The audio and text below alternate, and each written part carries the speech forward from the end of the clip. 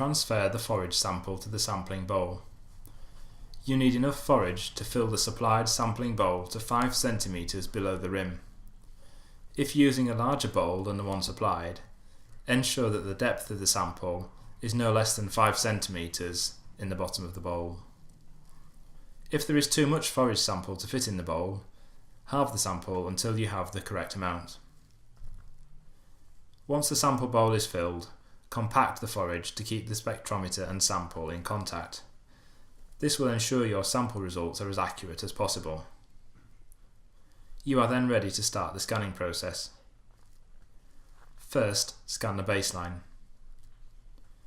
Then, place the spectrometer in direct contact with the surface of the sample in the bowl. Tap on Start Scanning. Applying very light downwards pressure to ensure that the spectrometer stays in direct contact with the sample at all times, slowly guide the spectrometer in a constantly moving motion across the surface of the sample as the scanning process takes place. If using a larger bowl than that supplied, for instance when analysing cereal silages, move the spectrometer across the entire surface of the sample.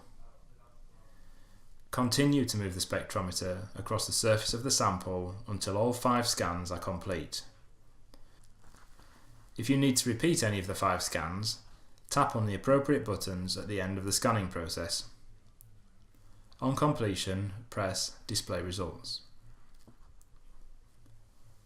Before scanning moist feed, compact the sample in the bowl to keep the spectrometer and sample in contact. Carry out each of the 5 replicate analyses at different points on the sample surface. Do not continually scan in the circular motion as per silage. Instead, use this spot technique. In between each scan, there is a countdown to allow the spectrometer to be moved position. You can alter the length of this countdown in the Settings section of the app.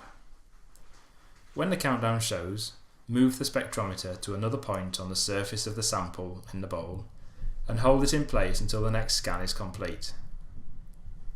Please note, never attempt to compact the sample using the spectrometer while scanning. This will negatively impact the accuracy of the results.